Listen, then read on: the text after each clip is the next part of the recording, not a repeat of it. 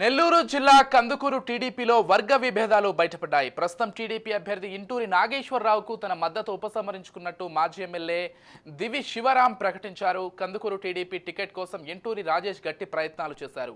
Nellore parliament ఉపాధ్యక్షుడిగా ఇంటూరి రాజేష్ ఉన్నారు. దీంతో టికెట్ రాకపోవడంతో ఇండిపెండెంట్ గా పోటీ చేసేందుకు రాజేష్ సిద్ధమయ్యారు.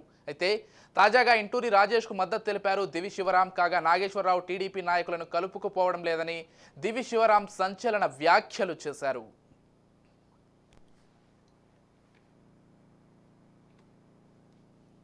మే 13వ తేదీ జరిగే అసెంబ్లీ ఎలక్షన్స్లో ప్రస్తుతం ఉన్న తెలుగుదేశం పార్టీ అభ్యర్థి రాజేశ్వరరావు గారికి మేము మద్దతు ఉపసంహరించుకుంటున్నాం.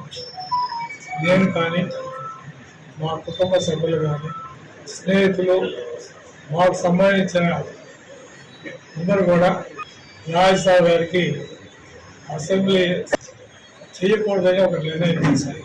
దీనికి కారణాలు కూడా ఆల్రెడీ మీ అందరి దృష్టి కూడా వచ్చింది.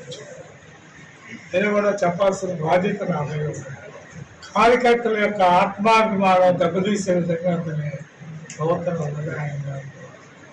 అలాగే మా కుటుంబం మీద ఇవి వారి కుటుంబం మీద అనవసరమైన ప్రజల్లో చౌకన భావం కలిగే విధంగా మమ్మల్ని చిన్నచూపు చూడటం, మా కుటుంబాన్ని అవమానపరిచే రీతిగా మాట్లాడటం ఇవన్నీ జరిగింది. ఆడపోయినా పర్వాలేదు, కానీ మా కుటుంబాన్ని ఏదైతే 70-80 ఏళ్ళుగా ఉన్న లీడర్షిప్ని కూడా ఆ గ్రామాల్లో ఉన్న నాయకత్వాన్ని కూడా కష్టపరిచే విధంగా ఎవరెవరినో పక్కన పిల్లవాళ్ళ ఎవరినో వయసు తీపి వాళ్ళు తీసుకొచ్చి